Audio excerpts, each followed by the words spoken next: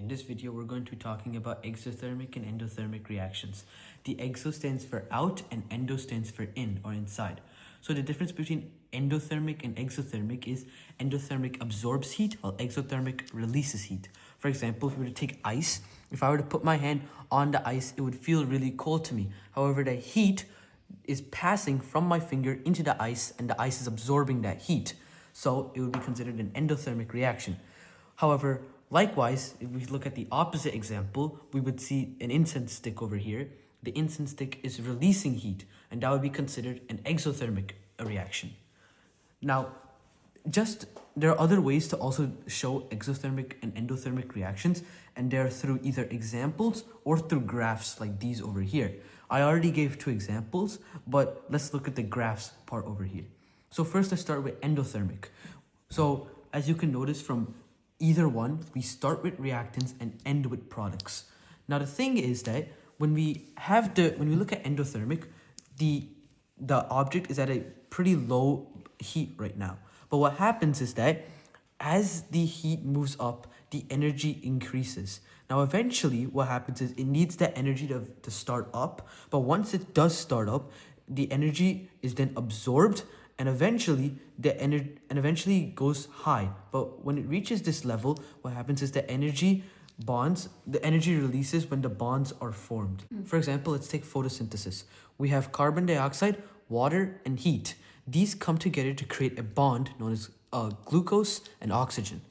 Just like that, if we were to look at this cycle, we would see that the energy is absorbed and starts to originally breaks these bonds. But then what happens is, as the bonds are getting formed, the energy is then released. When this energy is released, it comes back into a stable position, which is known as the products. Now, we could see from the reactants and products perspective that the products has more energy than the reactants. This is how we end up with an endothermic reaction. Likewise, we can see almost a similar yet opposite sequence within the exothermic reactions. We start off with the reactants. Now the reactants have more energy than the products. So what happens is that the reactants already have the bonds. But what happens is that it breaks the bonds down. So eventually the heat is released, and when the heat is released, the energy starts to go lower and lower until eventually we reach to the products part, where the products have less energy than where they started off with, which is the reactants. So for example, let's take methane and oxygen. Methane combines with oxygen to create carbon dioxide, water, and heat. So we have methane over here, but it was broken down into carbon dioxide along with the oxygen. It was broken down into carbon dioxide and water, and it released heat. So when it released heat, we were able to, that's how an exothermic reaction was proven.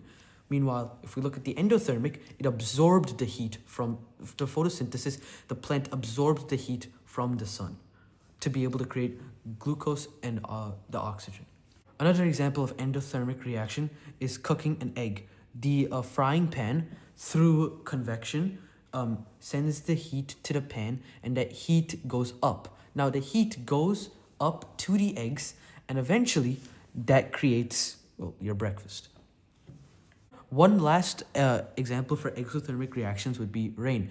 The condensation of water vapor releases energy in the form of heat.